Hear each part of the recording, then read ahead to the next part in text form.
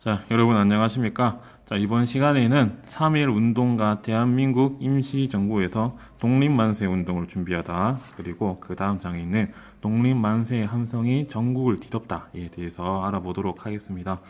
서영님이 원래 집에서 이 디딤 영상을 찍는데, 오늘은 좀 스튜디오를 옮겨서 1학년 5반 지금 체육하러 나가든지 교실이 비어 있거든요. 그래서 잠깐 이 교실을 빌려가지고 찍고 있습니다.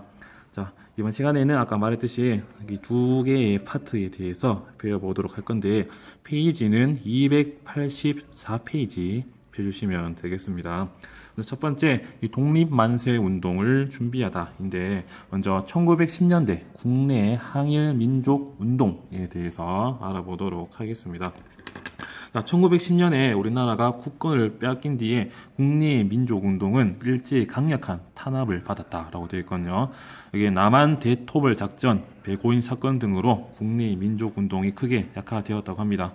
이렇게 우리나라 남부 지방에 이제 의병들이 이제 활동을 좀 활발하게 전개하니까 이제 일본이 이런 의병들을 좀 토벌하기 위해서 남한 대토벌 작전을 전개했고, 그다음에 배고인 사건으로 옆에 보면 배고인 사건이 나타나 있거든요. 1911년에 데라우치 총독의 암살 미수 사건을 일제가 이제 확대 조작하는 사건인데, 이런 사건 등으로 국내 민족운동이 크게 약화되어서 이제 우리나라 이제 독립운동은 좀 국내에서 활동하기가 어렵고, 이제 국외로 나가서 만주나 연해주 지역에서 활동을 하는 그런 상황을 이제 전개하게 되었습니다. 일단 이렇게 힘든 상황에서도 국내에 남은 민족 지도자들이 이제 비밀 결사, 들키지 않는 이런 비밀 결사를 조직하여 항일 운동을 어떻게 이어나가는지 알아보도록 할게요. 첫 번째는 독립의군부고요. 독립의군부. 다음에 두 번째는 대한광복회입니다. 대한광복회. 먼저 이 독립의군부에서 알아보면, 이건 이제 임병찬이라는 사람이 고종의 밀지를 이제 몰래 비밀 종이를 받고 각지의 유생들을 모았다라고 되어 있거든요. 이런 독립의군부는 이 복벽주의라는 것을 내세웠습니다. 복벽주의 옆쪽에 이제 설명이 나타나 있는데, 다시 나라를 되찾아 임금을 다시 세우겠다는 주장으로서 고종의 복위를 목표로 하였다라고 해서 전국적인 의병을 일으키려 했고, 조선 총독부와 일본 정부에 이제 다시 우리나라 국권을 다시 돌려달라 이런 반환 요구서를 보내려고 계획을 하기도 하였습니다. 다음 두 번째는 아까 대한광복회거든요. 대한광복회. 이 대한광복회는 이 공화 정체를 이제 목표로 하였거든요. 독립의군부가 복벽주의라면, 여기 있는 대한광복회는 이 공화정을 목표로 하였다라고 알면 되겠습니다. 이 공화정이라 하는 것은 이렇게 약간 왕이라든지 이런 세습적인 군주나 선거로 인한 군주가 아닌 다수의 좀 주권 권리를 가진 사람이 이렇게 나라를 이끌어 나가는 건데, 쉽게 말해서 지금 우리나라 체제, 대통령 이런 체제로 여러분들이 알아두시면 됩니다. 그래서 이들의 활동을 보면, 이들은 첫 번째 군대식 조직을 갖추고 있었고, 두 번째 군자금을 모아서 만주에 무관학교를 설립하려 하였으며, 친일파를 처단하는 활동을 전개했다, 이렇게 알아주시면 되는데, 일제의 탄압을 피해서 이제 점점 심해지니까 일부 회원들이 만주로 이제 망명을 해서 항일 투쟁을 계속하였는데, 그 대표적 인물이 바로 김좌진, 이렇게 백야 김좌진이라고 합니다. 이 밖에 기성불단 자립당도 있었고, 송죽회 활동, 그다음에 대조선 국민군단이 이렇게 하와이에서 활동을 하기도 했다, 이렇게 알아두시면 되겠습니다. 그런데 이런 국내의 비밀 결사 운동은 이렇게 일제가 점점점 탄압이 강화되자 이후 외국 지사들은 교육 활동에 힘쓰는 그런 모습이 보였다는 것을 알아두시면 되겠습니다. 자, 이제 독립선언의 움직임에 대해서 한번 알아볼게요. 먼저 3.1 운동의 배경 그림입니다. 쉽게 말하면, 먼저 이 독립선언이 어떻게 준비가 되었는가 보면, 첫 번째 단어는 이 문단은 3.1 운동의 배경 중에서 국외 봤고, 요 밑에는 3.1 운동의 배경 중에서 국내 하고 그 외에도 어떻게 외교 활동을 했고 독립선언을 했는지 이렇게 한번 문단을 나눠서 접근을 해보도록 할게요. 먼저 3.1 운동의 배경에서 국외입니다. 국외. 첫 번째를 보면 1917년 러시아 혁명이 성공한 이 레닌이 식민지 민족 해방 운동을 지원하겠다고 선언을 하거든요. 이렇게 쉽게 말해서 약소 민족들은 우리 러시아 혁명이 성공한 우리가 너희를 도와주겠다, 이런 선언도 있었고, 두 번째는 1차 세계대전 전후 처리를 위해 열린 파리 강화회에서 미국의 대통령 윌슨이 어떤 원칙을 지시했다 되겠죠. 예, 여기 남아있는 이 민족 자결주의의 원칙을 제시하였다라고 나와 있습니다. 이게 1차 세계대전 끝나고 이제 전쟁이 끝났으니까 수고했습니다 라고 집에 가는 게 아니라 누가 잘못을 했고 누가 이렇게 잘못을 했으니까 배상금을 내고 그 다음에 이런 일이 없도록 얘기를 하기 위해서 회의가 열려야겠죠. 그게 바로 이 파리 강화회의인데, 거기서 이제 윌슨 대통령이 민족 자결주의를 제시했습니다. 민족 자결주의가 무엇이냐 보면 모든 민족은 스스로 자신의 국가를 세울 수 있다, 자기 스스로 결정할 수 있다, 이런 원칙을 제시하였거든요. 이런 것들은 이제 식민지배를 받던 약소 민족에게 큰 희망이 되어 독립운동을 활발하게 전개되는 배경이 되었고요. 우리나라에는 3.1 운동의 배경이 또 되기도 했습니다. 다음에 이제 외교 활동을 한번 보면 중국 상하이에서 조직된 이 신한청년당이라는 게 신한청년당, 이 신한청년당에서 어떤 활동을 했느냐, 먼저 독립청원서, 우리나라 좀 독립을 시켜달라고 하는 이 독립청원서를 작성하고 파리 강화회 회의에 민족 대표로 김규식을 파견하였다라고 되었군요.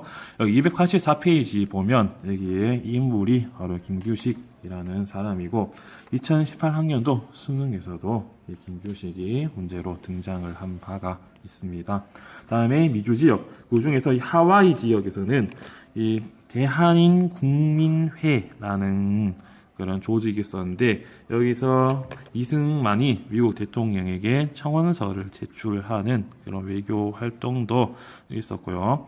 다음에 이런 3.1 운동 배경 중에서 어떻게 이런 독립 선언들이 있었는지 한번 보면, 첫 번째는 이 대한 독립 선언서고요. 두 번째는 28 독립 선언입니다.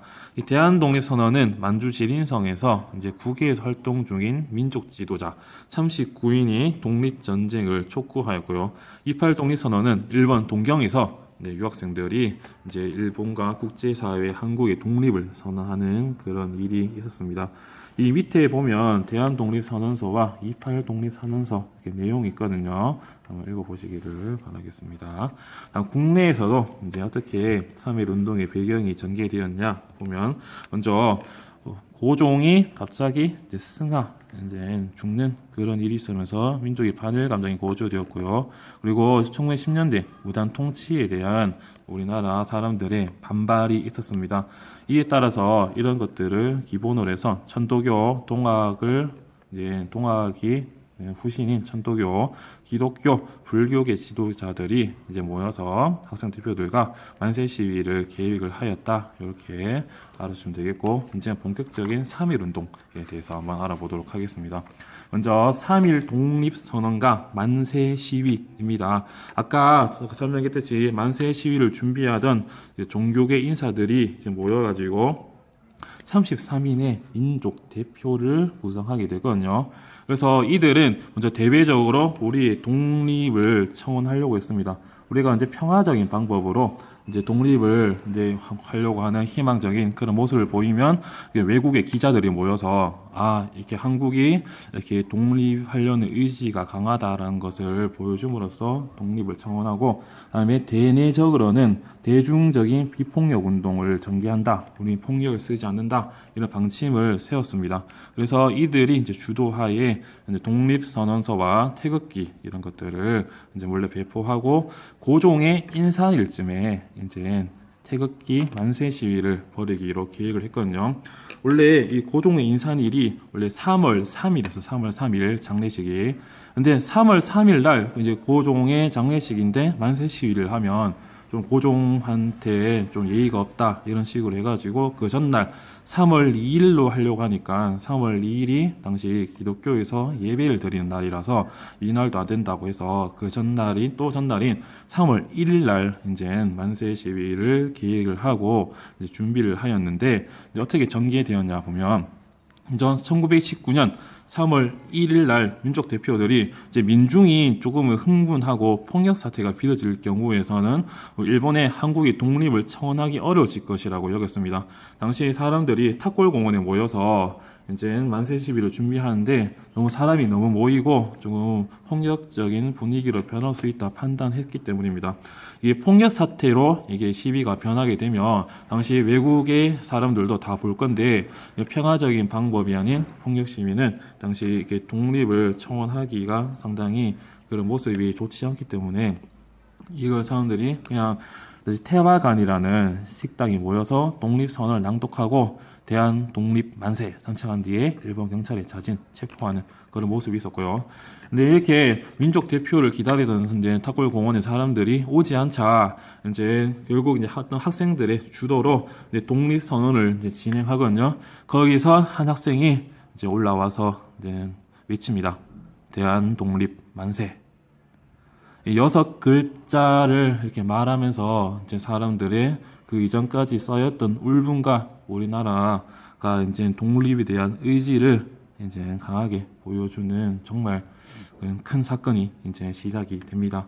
그래서 여러 도시에서도 독립선언식이 열리고 일제는 군대와 경찰 이렇게 동원해서 시위 군중을 해산시키려 했으나 시위는 계속되었다라고 되어 있고요. 밑에 이제 기미독립선언서 이렇게 내용이 나타나 있습니다. 자, 이제 만세 시위 발전과 일제 탄압에 대해서 볼게요. 이런 3.1 운동이 국내 그리고 국외에 어떻게 전개가 되었고 일제가 이런 만세 시위를 어떻게 탄압했는지 보도록 하겠습니다. 먼저 만세 시위의 발전과 일제 탄압입니다. 먼저 만세 시위는 순식간에 전국의 주요 도시로 확산이 되었고 모든 계층이 참여하는 그런 민족 운동으로 발전하였고 여러 가지 시위에 동참하는 모습들이 있었고요. 이게 농촌 지역으로 확산되었는데 농촌 지역에는 1910년대 토지 조사 사업으로 피해를 본 농민들이 이제 특히 시위에 적극 참여하였고 이제 비폭력 틀에도 얽매이지 않는 그런 모습이 있었습니다. 약간 폭력적인 그런 모습이 좀 보이게 됐고요. 그렇게 국내에서 이런 모습으로 전개가 되었다면 그다음에 국외에서는 어떻게 전개되었냐 보면 먼저 서간도에서 삼원보를 시작으로 만주, 연해주 지역에서도 대규모 시위가 이어졌고 미국의 필라델피아에서도 많은 동포들이 이제 시가 행진을 벌였고 일본의 도쿄, 오사카에서도 독립 만세를 외쳤다. 이렇게 국외의 3.1 운동의 전개를 알아보면 되겠고 이제 일제가 이런 것들을 이제 탄압을 하기 위해서 어떻게 했느냐 한번 보면 일제는 헌병 경찰 그리고 군대 등을 동원하여 무력으로 만세 시위를 진압하였고 시위에 참여한 사람을 체포하는 일이 있었습니다. 또 일본의 무자비한 학살이 전개가 되었는데 바로 그 대표적인 사건이 바로 이 제암리 학살 사건입니다. 여기 설명을 보면 일제는 경기도 화성에 있는 제암리 주민들을 교회에 모이게 한 후에 이제 그 교회의 문을 닫고 그다음에 그 불을 지피면서 사람들을 이제 태워 죽이려고 했거든요. 그래서 사람들이 교회 문을 탈출하면 무차별로 사격을 가하는 그런 좀 학살 사건이 전개되기도 했고요. 이 3.1 운동의 이 대표적인 인물은 바로 여기 있는 유관순이라고 할 수 있습니다. 유관순은 이화학당에서 공부하던 소년이었는데 이렇게 만세 운동을 벌이고 그 아오네 장터 이렇게 내려와서 천안쯤인데 내려와가지고 만세 시위 운동을 벌이다가 이제 일본 헌병이 이제 그 군중에게 총을 쏘게 되었는데 당시 유관순의 그 부모님도 죽고 그런 모습을 보면서 만세 운동을 벌이다가 결국 서울 서대문 형궁소에 수감되고 19세 꽃다운 나이에 옥중에 안타깝게 순국하는 그런 일도 발생을 하기도 했습니다. 자, 이제 뒷장 288페이지 넘어가서 독립운동의 의의에 대해서 물어볼게요. 독립운동의 의의. 이 독립운동의 의의 매우 중요한 파트입니다. 이 3.1 운동은 이제 독립운동의 분수령이라 하거든요. 우리 나뉘는 지역이라 해서 이렇게 아예 이때 3.1 운동 전과 3.1 운동 후로 이제 독립운동이 나뉘어진다 이렇게 표현을 하기도 합니다. 자, 먼저 의의를 보면 3.1 운동은 일제 무자비한 탄압으로 진압이 되었고 우리 민족은 독립을 이루지 못했습니다. 하지만 이 3.1 운동의 의의 첫 번째를 보면 신분, 직업, 종교의 구별 없이 모든 계층이 참여한 우리 역사상 최대 규모의 민족 운동이다라고 하는 면에서 큰意義가 있고요. 다음에 일제가 통치 방식을 무단 통치에서 문화 통치로 바꾸게 되는 계기를 마련하기도 했습니다.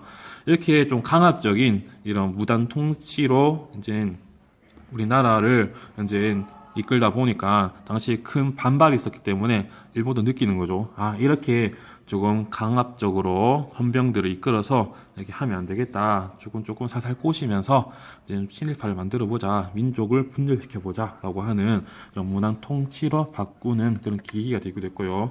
이번 2018학년도 수능에서 이게 정답으로 등장한 바가 있습니다. 자, 이제 세 번째 의의를 보면 3.1 운동 이후에는 만주와 연해주에서 무장 독립군 활동이 활발해졌다라고 나타나 있거든요.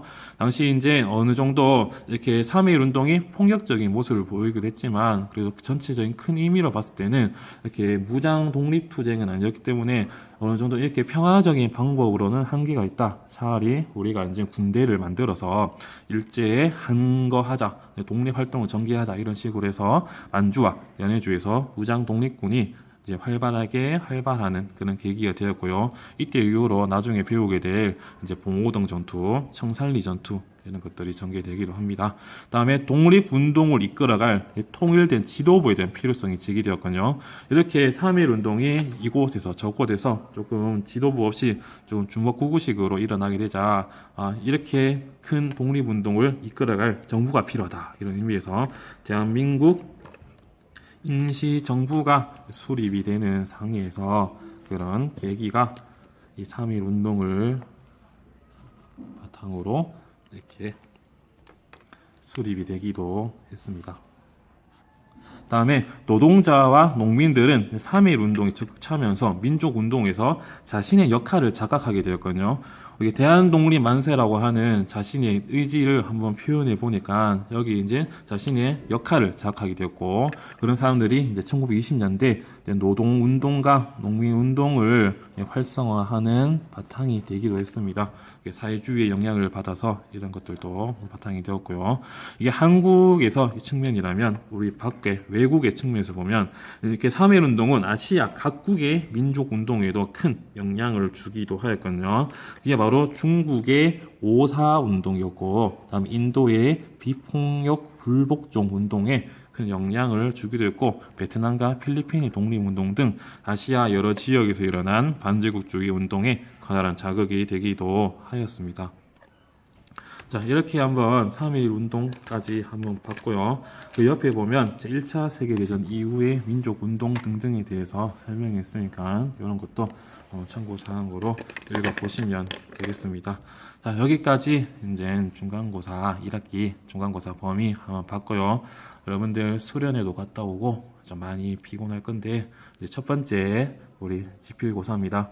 내신이 이제 입시에서 많이 중요하고 입시 체제가 뭐 이렇게 바뀐다 저렇게 바뀐다 해도 내신 잘 열심히 해놓으면 절대 손해 볼 일이 없기 때문에 항상 유비무환의 그런 모습으로 대비를 할 수 있기 때문에 여러분들 첫 번째 시험 다들 화이팅 하시길 바라겠습니다. 자, 이제 이렇게 1학기 중간고사 전까지 수업 그리고 영상 열심히 들어주고 봐줘서 고맙습니다. 자, 이제 여기까지 수업 마치도록 하겠습니다. 고맙습니다.